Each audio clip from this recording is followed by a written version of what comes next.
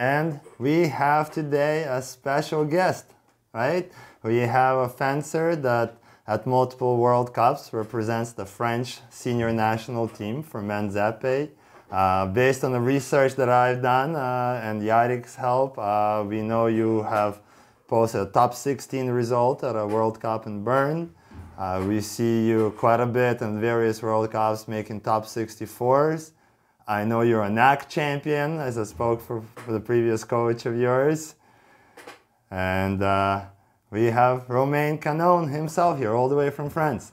By the way, we shouldn't forget that Romaine was medalist of the World Championship and European Championship, am I right? Medalist of the World Championship, that's right, sorry. I got so excited, I forgot about that. So Romaine, welcome and thank you for joining us today. How are you doing? When you're here now, you're in France, and you're looking back at your path, can you talk about a little bit, where were your beginnings? How did you start in fencing? Started at NYFA. So my cousin was fencing when she was New York little, Fencing and so Academy, I brought you mean, right? to NYFA, yeah, to New York Fencing Academy. Yeah. So I started. It was before I trained. Misha used to coach at Brooklyn Fencing before opening his own club.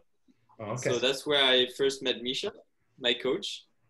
And so it started because my cousin was from France and she wanted to do a camp in the US for foil. And instead of sitting like a parent, I joined the fencing and tried for the first time and stuck to it. And so, yeah, it was a long journey with Misha. And then eventually I also was coached with Dima Chumak, who was also in the Ukrainian team. That's right. You went through the whole Ukrainian coach beginnings. A very good, very good athlete also. Yeah. So that was my that was my early time. So talk a little bit about like what kind of level of fencing did you achieve while you were with New York Fencing Academy? So what level I achieved? So when I was a junior, I was in the top 10 in the nationals. Okay. Sometimes 8, sometimes 12, sometimes 6. But I wasn't as good as a junior as I am now as senior. I didn't have such a good cadet, or I wasn't a great cadet, for example. I did win some competitions, and then in junior I won some NACs. And I always did good at nationals. But I never did a lot of first place, or I only won one time, I think. But it's still, then I moved to France. It's still good.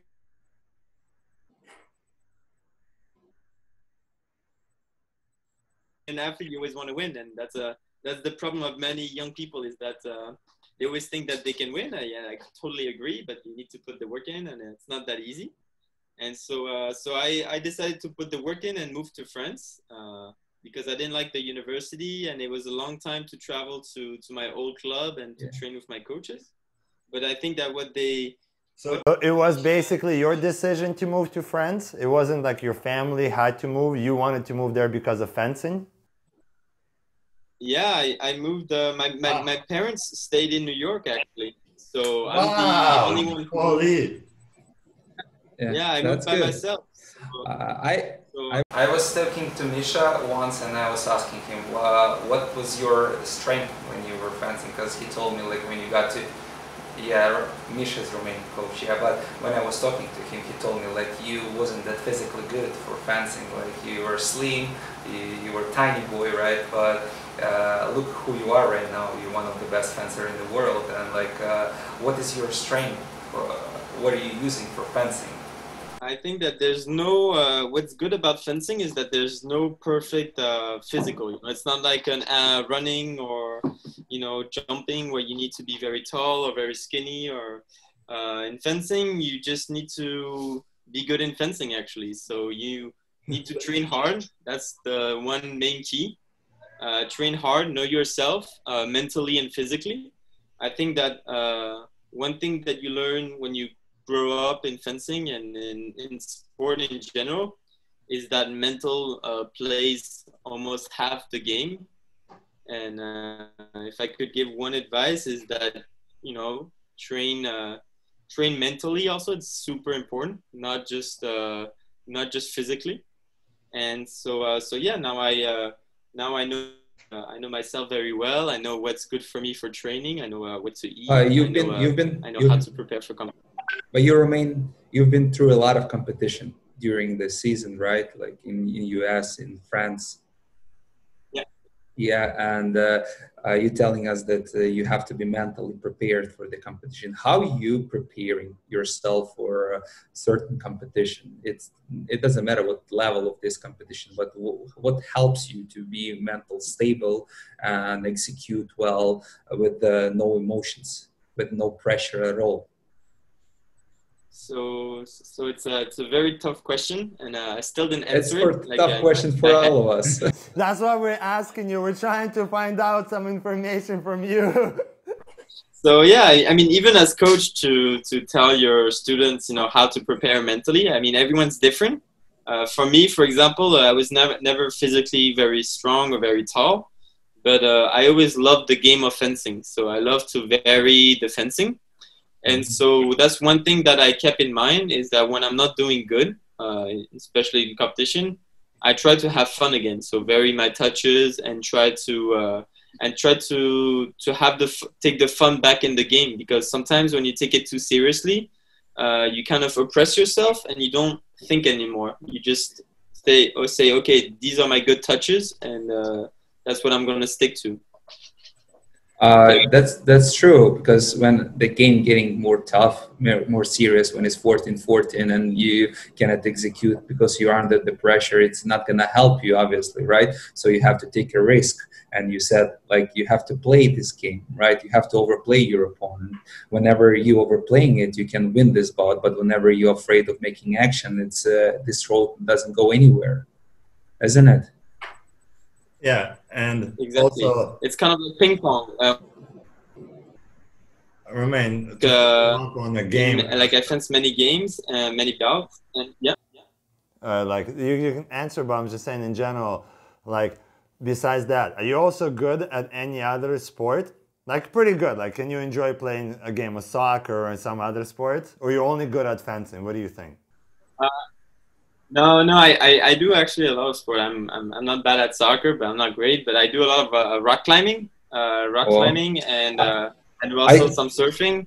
I saw some posts on your Instagram. You're pretty good at this. And that's the reason why I'm saying this, because me and Yarik, on a first podcast, we were talking about, and this is something I really was talking about, how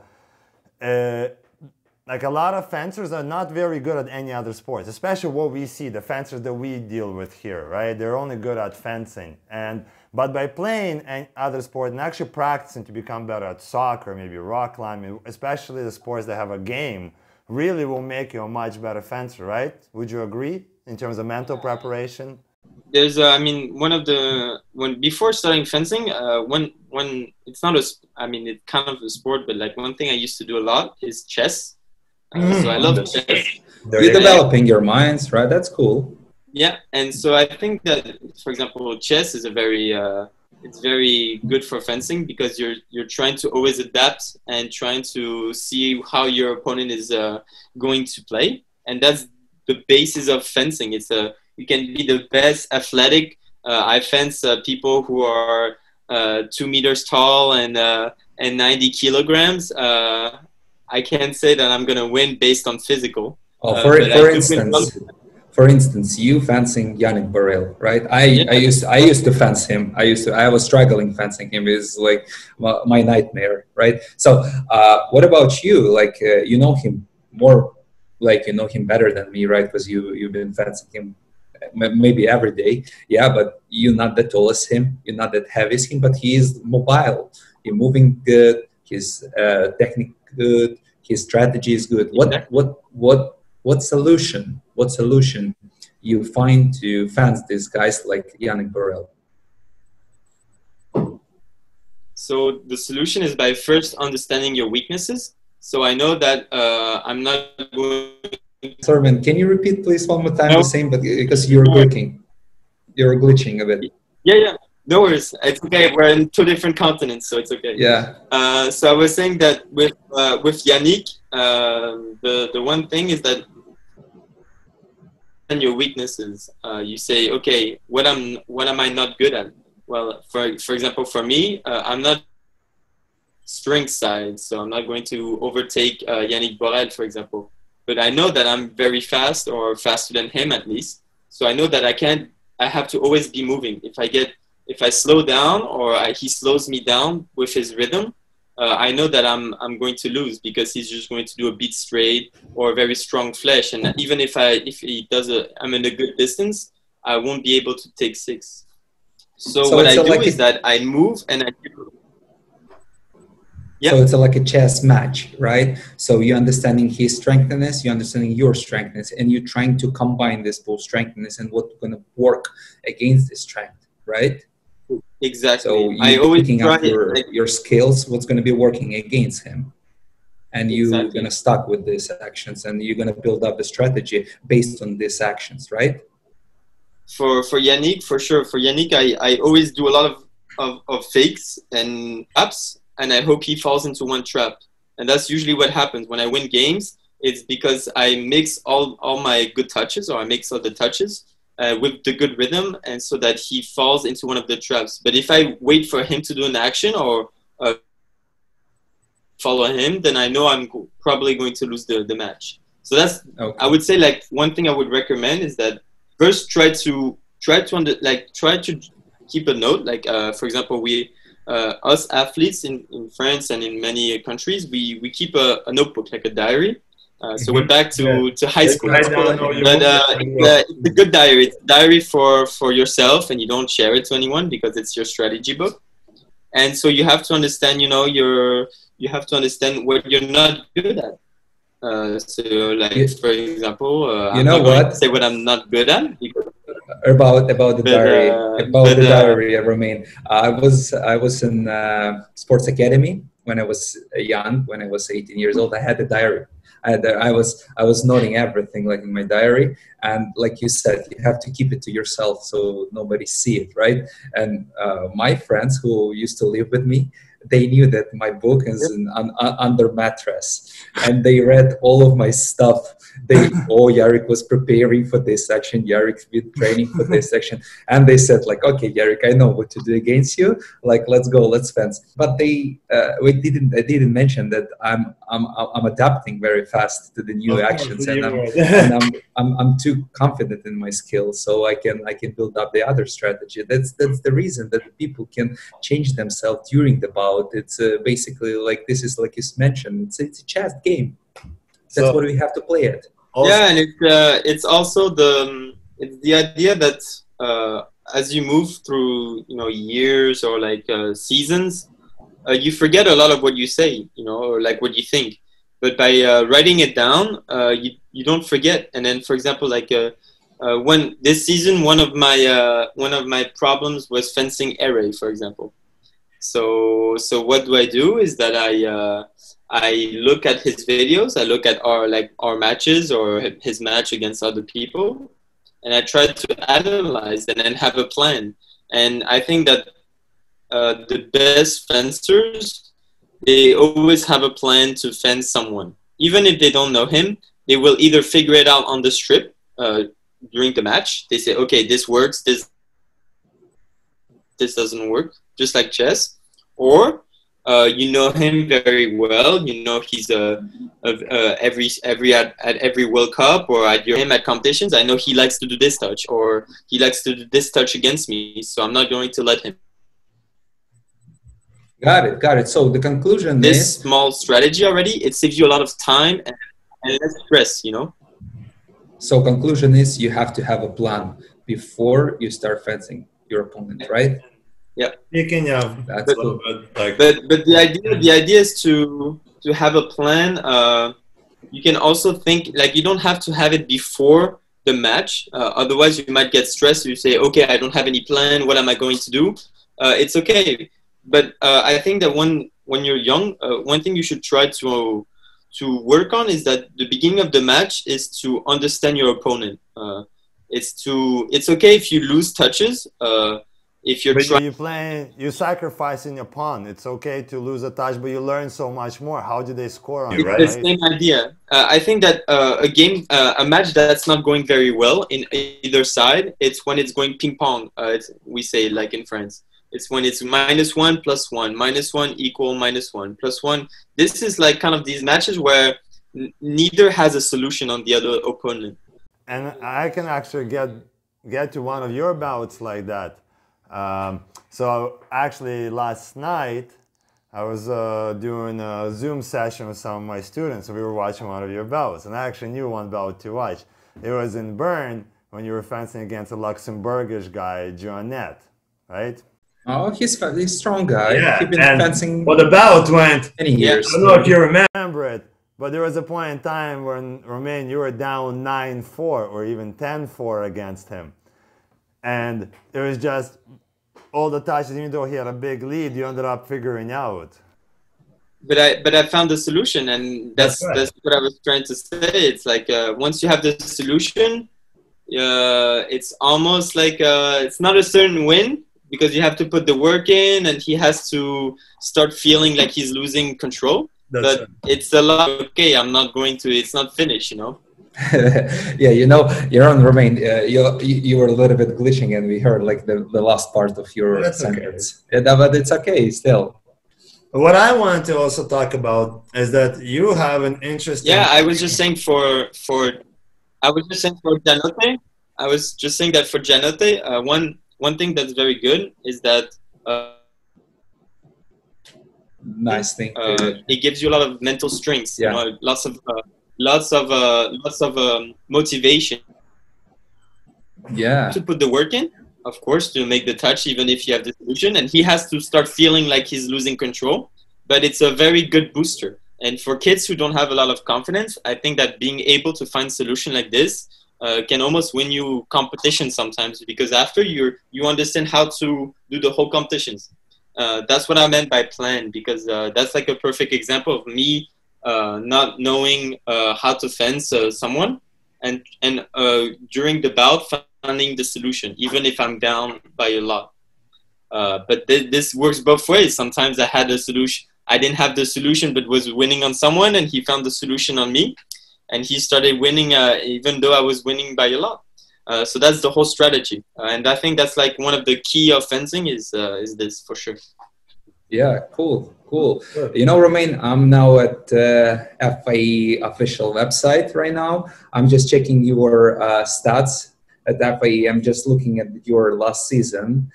So I see that you were 15th at the World Cup in Bern, right?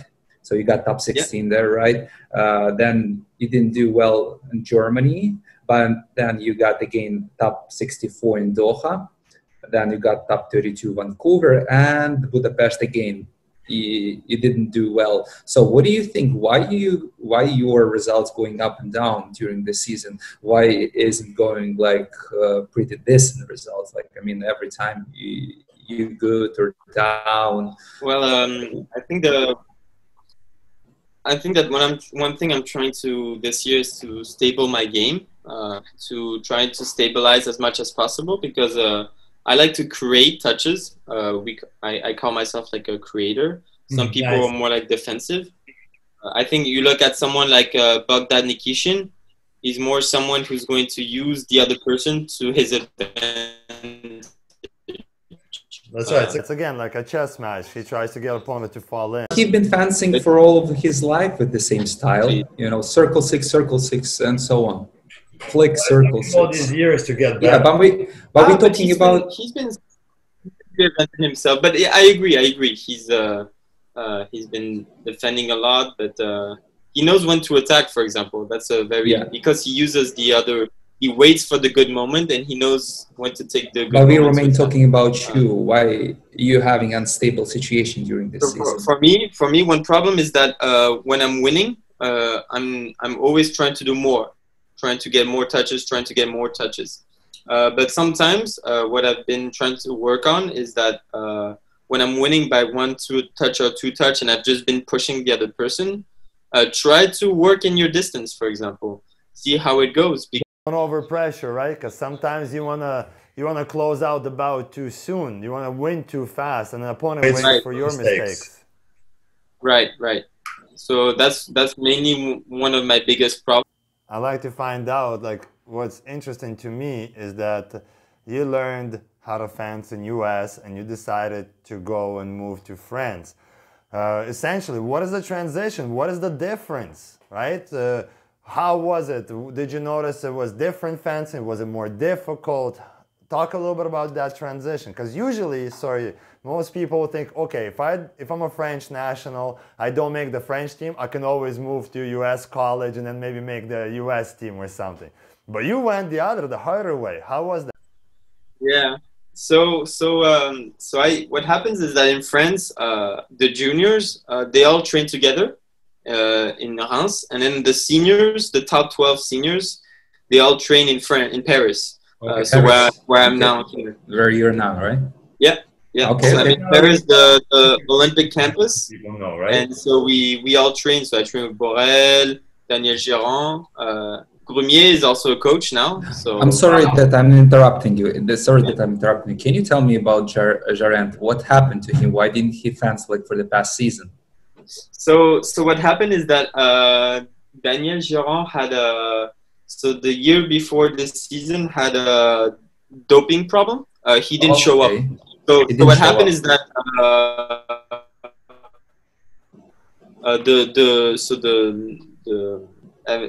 I was gonna say FDA, but no.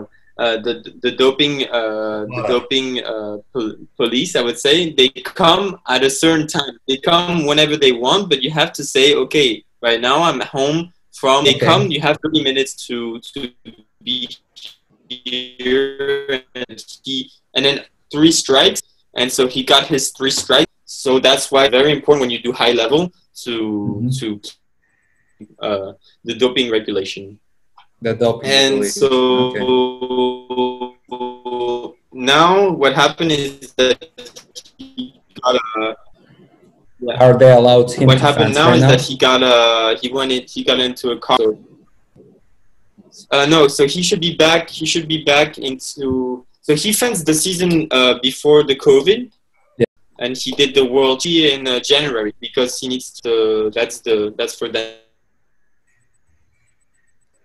So it's okay. Let's get back more so to what's the difference between French fencing in U.S. and North American fencing. So French fencing is very different to U.S. because in U.S. You try to get a scholarship, so you train very hard very early, which is very good. I think that one thing I could keep from the U.S. is that I know how to work hard.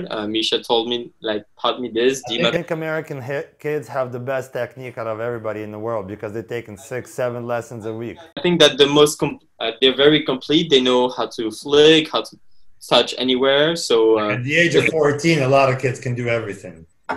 But the problem with the US is that they're kind of like mechanics. They're very good, like engineers almost. They know how to do every touch. But setting it up or we talked about this chess earlier, trying to figure out your opponent, it's much harder for US because they think they're faster, which they are. So it works for juniors and cadets, especially at World Cups in Europe. That's right. They dominate. They dominate because they have the physical. But when you get to senior or end of junior, it's not the same idea because some are pros. Or everyone trains at the same amount of time almost. No, every year when I go to cadet and European circuits or junior World Cups, we get Americans always in top 8 and most likely with medals. And on a senior level, the results are nowhere near the same. Exactly, and I think the reason is being the US relies on his physical, but when you get to senior or end of junior, we all train the same amount, but the difference is that France or Europe, they understand very well the fencing strategy. So you have some classes, some courses? When you look at the Italian, you, Romaine, have some classes or courses about the strategy, how to build up strategy against certain fencers? We do, yeah. So we don't, like many countries, to understand your opponent, But strategy class, we don't do it. It's independent. But what I would recommend is that what we do is that during bouting, practicing, I think many coaches tell you this, but you should take it to heart, is that work on something. Work on understanding what doesn't work for you, and then work on this so that this. So not always just try to go and win in practice, right? You try to actually improve as a fencer. It's completely useless because you rarely fence your best friend or your teammate from your club at a competition. I would say I rarely fenced a French fencer at a World Cup. So that's one thing. When you look at other countries like Italy, Hungary, or Ukraine, they put strategies in place. They know that, for example, Yannick Borel, they cannot attack him very well because he's stronger or he's taller. So what they do is they do a lot of defensive on him. They try to defend as much as possible, and it works. So this is the whole idea of young kids, especially young kids in the US, they need to try to understand how to put strategies in place, especially when it doesn't work, when it's not going well for their favor, like they're losing, I don't know, like 8-2, 8-5, 8-3. They need to say, okay, what have I been doing? I've just been attacking him for the past 8 touches and it doesn't work. Let me try to bring him into him attacking. I can still push him, for example, but this time I'm going to try to make him attack, like make him feel comfortable to attack and see how he attacks. Maybe he doesn't attack very well. And these are the questions you should be asking yourself during the match. So it takes a lot of time. It's very hard to ask these questions. I have difficulties. But the best way to feel more comfortable with this is by practicing.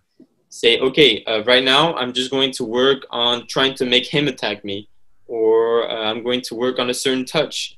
These are all very good strategies to... You know, Romaine, you're completely right. I'm 100% agree with you.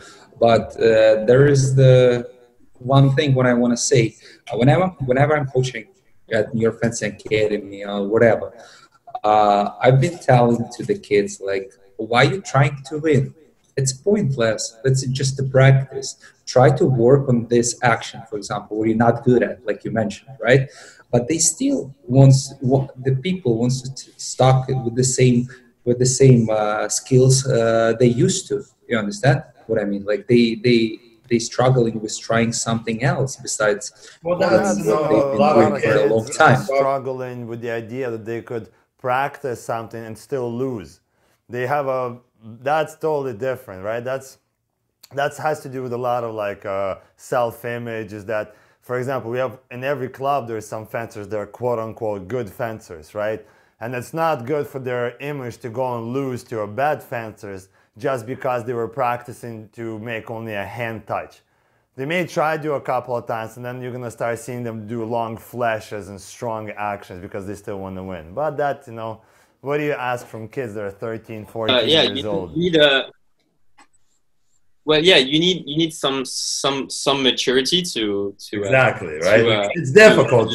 I mean, you have girls or boys they want to impress. Yeah. Even me, at my level, I still have trouble because I have a certain ego. I like to make a lot of touches. We all do. But I would say for practice, you don't need to do the whole practice practicing something. You need to keep in mind that you need to have fun with fencing.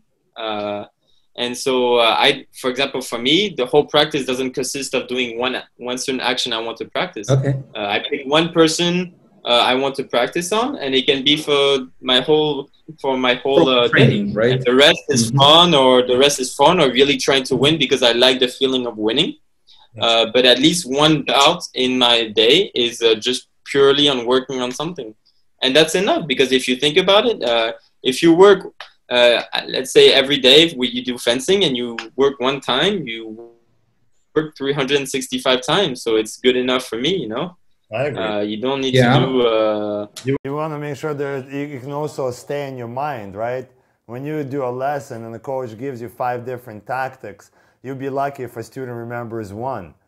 You might as well just take one tactic at a time kind of deal.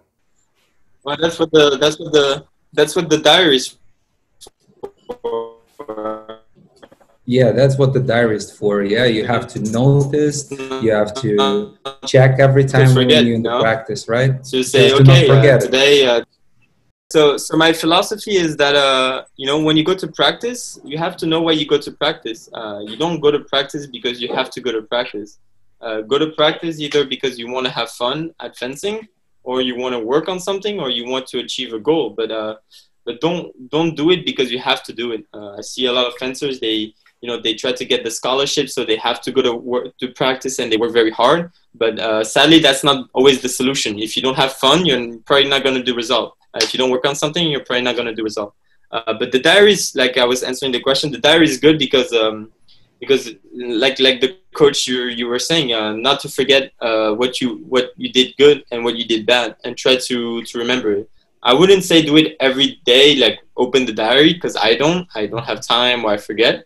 But once every week, it's good, just jot something and just say, okay, this week it was pretty good. I like to continue working on this, or this I really keep doing bad. I'm going to try to find a solution, Nice, very nice. How do you also find that when you facing opponents from different countries, different parts of the world, right?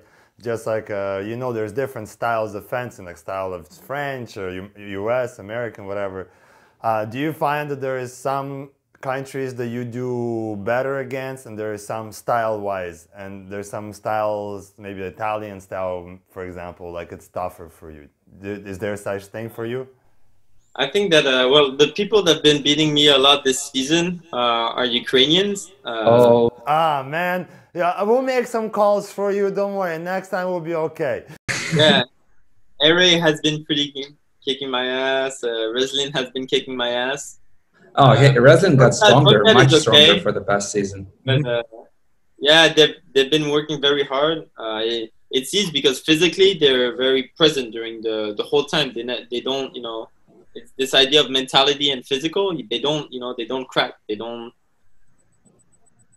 Yeah, they're quite strong that way. Yeah, they are strong. I've been training with these people for a long time, and I know how they act. Mistakes happen, and that's the prime. They're in their prime. I mean, they're not as young as me, for example. They're pretty old. They know how to game. But what I would say is that this is the whole idea, to limit the mistakes you do, and that's like my number one thing I'm trying to work on, is to limit the mistakes, because if you don't do.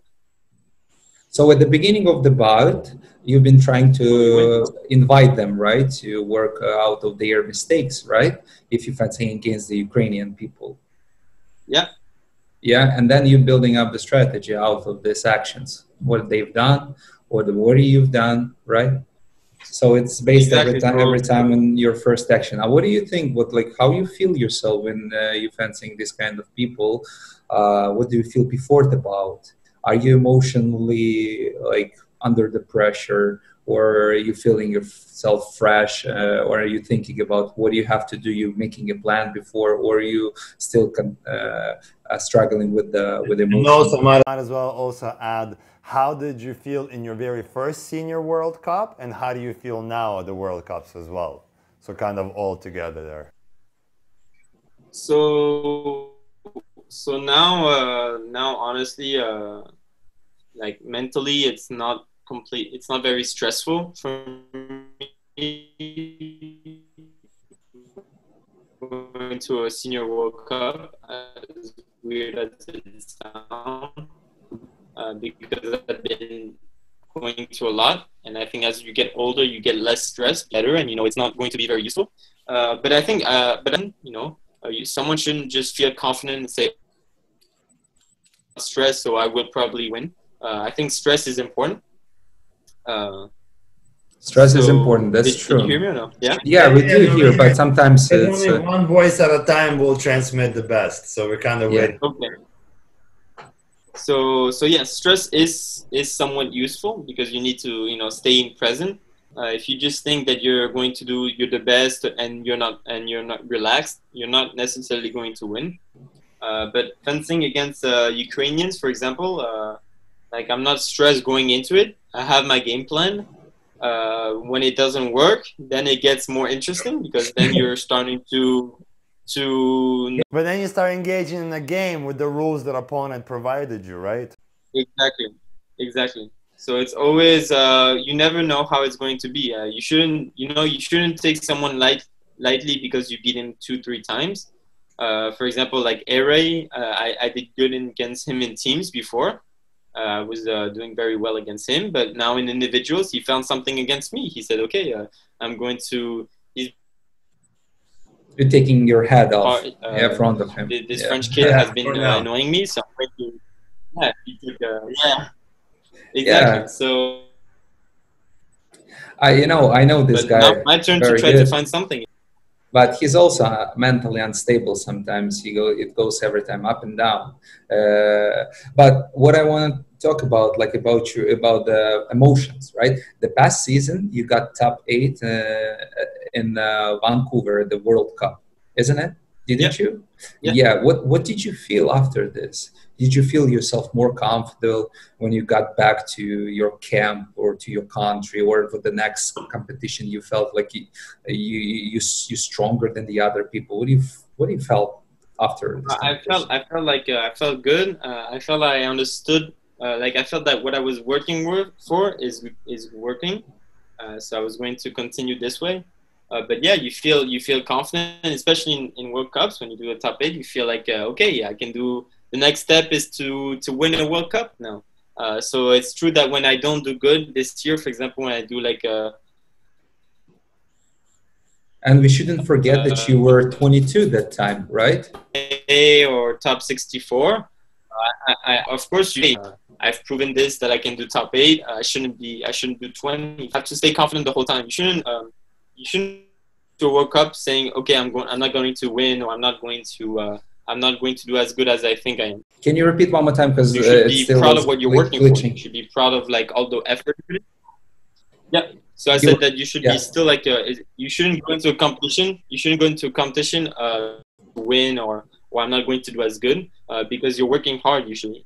So you should be proud of the work you do, and usually that's like a booster for you. You should say, okay, what I'm working for is going to help me.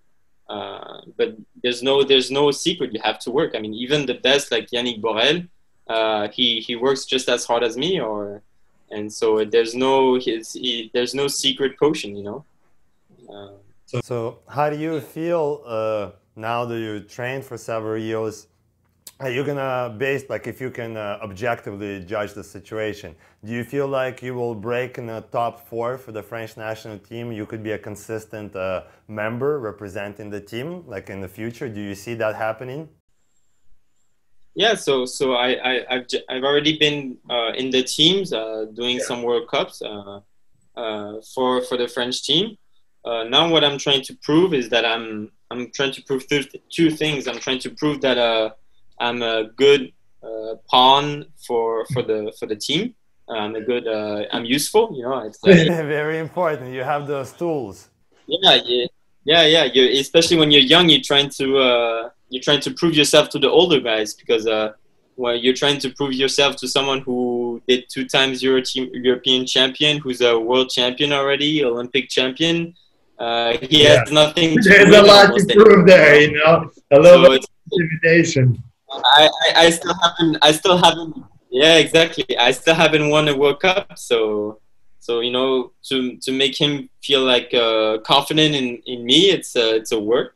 And then the second thing, of course, is that I'm trying to win a World Cup next year. That's for the season. That's what I'm hoping, and that's probably what I'm going to. And on a French national circuit, I actually haven't had a chance to look, but how are your results of the French national championships or the French Cup, or whatever the situation may be? How is that going? I was number 3 on the French ranking, but the ranking is a little different in France because the top 4, Yannick Borel or the older ones, they don't do the national competition. They don't do the national competition. Their objective is to. This is don't part do it of the because system. their objective is to win World Cups. Oh, okay. Yeah. So how the system works in France is that you have objectives. In the US, it's all based on points. Yes. So you have to participate to all the NACs. You have to do all the World Cups, and then they take the best result, and then that's the team. In France, that doesn't work like this. In France, the head coach, so here where we live, is the one who chooses also the people in his team. So the one who's giving me lesson is also the one who's going to choose who's going to the Olympics, who's going to go be in the French team for. You got to make sure the guy likes you. Yeah, that's true. So you work with him, but he understands. He treats everybody the same. Oh, of course. Same. Okay. He watches the result, but yeah, everybody is equal. Okay. You have to be. You shouldn't be in his bad side, you know. Otherwise, you get kicked out. But for example, Grumier, talking about Grumier, he's probably going to be our coach maybe next year. Oh, that's exciting. You a French grappist? There's something maybe you could take from him. Yeah. So for sure, it'd be interesting to train with a very, very good French grip fencer. I know that Christine Grumier taking lessons to being a coach. Yeah, no, he is a coach now. No, what happens? I know he's taking lessons to be a coach. Like Sikar gives him a lesson. No, he's already a coach. He trains the pentathlon. Pentathlon, okay. Pentathlon, yeah. Because in pentathlon they have fencing. Yeah. So he trains the pentathlon. And so maybe next year he will train the fencing.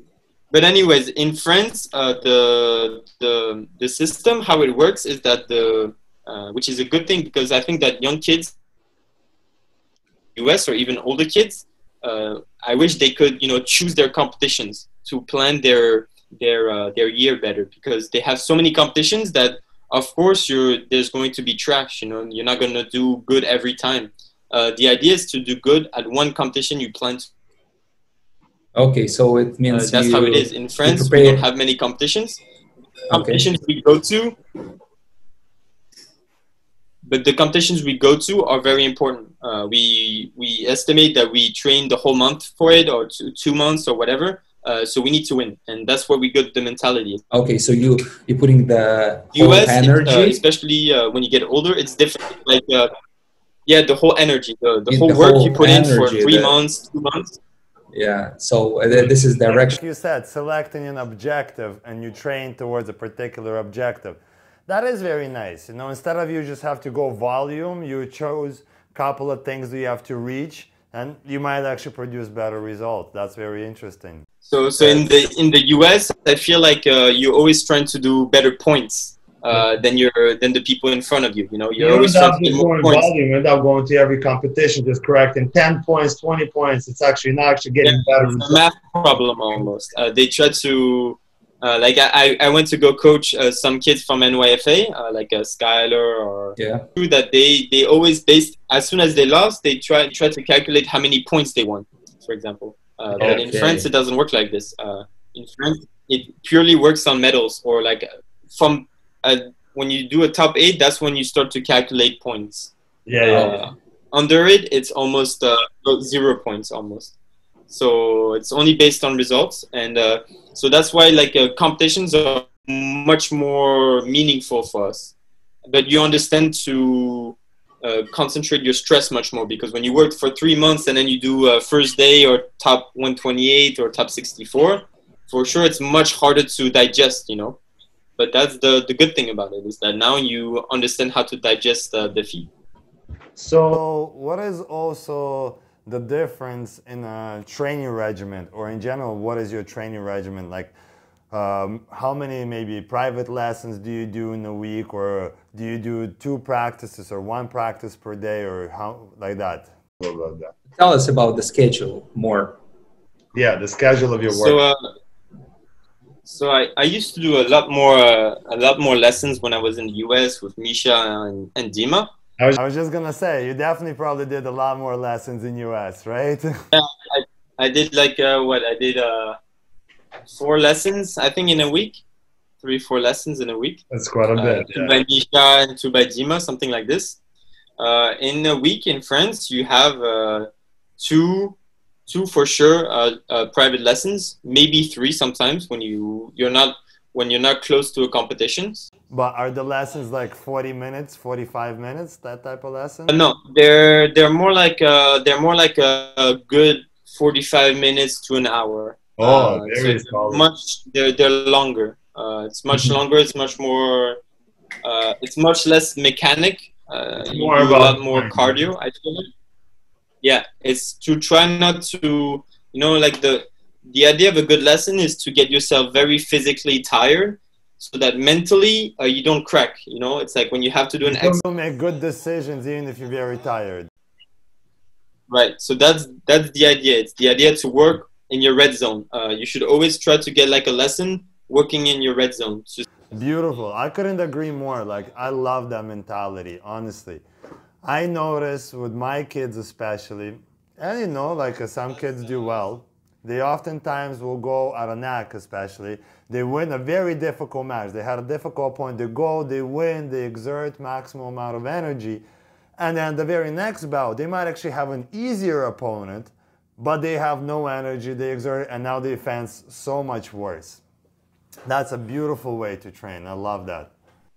Right. So it's this idea of it's this idea of lucidity, like to keep your mind fresh, to how to oxygen yourself. So these are all things we work on. So I wouldn't recommend like here in France, I wouldn't do more than two to three lessons, even if I wish I could. Yes. Because it's very tiring physically and mentally. That at the end you're very you're good. You don't need to. Usually you have like a second training. So what we do in France, we have two. So we have it on Tuesday. Can you Thursday. repeat, please? So these are also very two trainings, right? You have two trainings. So on Tuesday, Thursday, yeah. No. So on Tuesday, Thursday, we have bouts. So we only have two bouts. We don't do a lot of bouting. 2 days. 2 days. Because okay.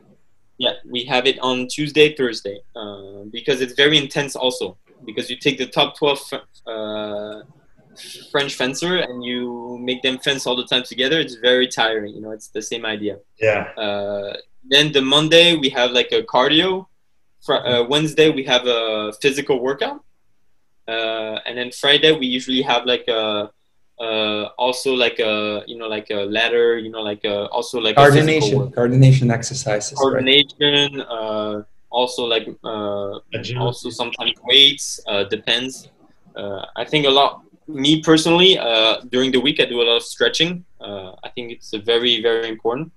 It helps you to prevent you from doing injuries. I see a lot of the US or other countries, they get easily injured. I think one of the reasons is because they don't know their body very well, or they don't do a lot of stretching, and so they work in the pain and then they get injured. Okay, that's nice. So you talked about a little bit of about that you do like a 45, maybe an hour long lesson. How about that's because you're already training at the Olympic facility. There's big hopes from coaches for you. How's training looking for the younger kids, right? So not everybody in France that's fencing training at the Olympic facility. Maybe you've been to some clubs or schools in France. How's their training? Do they still get these longer lessons, or is it a little bit different? So, I think the level in France, it's much, much worse when you're younger compared to the US, because you don't train hard. You just have fun. You're not trying to work for a scholarship, so it's purely for fun, and I think that's one good thing. But then when you get to the junior level, you have to move. So you say goodbye to your mom. You say you move to a different city. So this whole idea, it's what makes friends very good, I think. And that happens around like what, 13, 14 years old? So you move when you're junior one, cadet 2. Okay. So a little older, but you live with the 12 top juniors. So that's what I did when I moved. The same facility where you are right now. No, so it's a different facility in France. It's called Reims. It's another city. It's like 1 hour from Paris. And so what your objective is trying to do is to kick out one of the top 12 older fencers to take his spots, because there will only be 12 fencers training in this facility. So what happens is that if you're a young kid and you want to continue, you have to kick one of the guys out. This is all about the life. It's strongest will survive. That's how it works. But can you tell us about about the financial situation for the people who is in the team. So how it works? Are you getting some money for a competition, or they are provide some flying tickets, accommodation, and so on? So in France, you don't have a, unless you're very, very, very good, like maybe like Yannick Borel, he's able to get sponsored, like other big fencers like Einzer or. Yeah, but then you have to be top 16 in the world at least for that, right? Right. So when you're not as strong in France, you do get your plane tickets paid for when you go to when you're qualified to go to the Senior World Cup. But for example, for me, I continued my studies and I finished, and so now I'm working. So I work in the morning. I work from 8 to 12 or 8 to 1 o'clock, and sometimes a little later, and then I do my training in the afternoon. That's But your accommodation is taken care of, like the Olympic Center. Do you pay for rent for this apartment that you have? So no, so this is paid by the French the French Federation, the country. So basically, you on your own, right? So you have to work in the morning, and then you spend your time for fun, right? For training, as you mentioned earlier. So it's quite busy schedule for you. Yeah. So I said that in the afternoon. You're right. Yeah. Yeah. So I said that day. It's purely for me for my future life. So in France, they do it good. They understand that you need to study at the same time, and so that's no problem to them. Some sports they won't allow it, like running or judo or like gymnastics. Okay. Certain sports they can't because they. Nice. Well, Romaine, how do you feel so far? You're not too tired yet? No, I'm good. No, I'm good. I'm okay. But yeah. Yeah, it's getting dark, right? I see that you. More difficult as we go on. Yeah, we really appreciate that you join us today, and a lot of thanks to you. So you are an incredible person, incredible fencer, and we wish you to continue at the top level. We wish you to go to Olympic Games this next year, and get the medal. Definitely, and get the medal. Bring my family for Paris World Cup. We'll be watching you fence there. We'll take some pictures, sign some autographs. One day it will be very important to have that. Yeah, I hope so. It's my dream. That's what I work for. Your dream will come true. Don't worry. Your dream will come true. Just you have to work on your dream, like you've been doing it. Yep. And you'll get it. Thank you so much for joining us today. We really appreciate this, and I hope we see you soon in live. Yeah. Yes, I hope so too. All right, awesome job. Thank you so much, and we'll stay in touch. Next year, when the season resumes, we'll do another one of these, and you'll tell us about your new journey experiences. All right? Yeah. Sounds good. Thank you. Thank you. Take care of yourself. Bye-bye. Take care.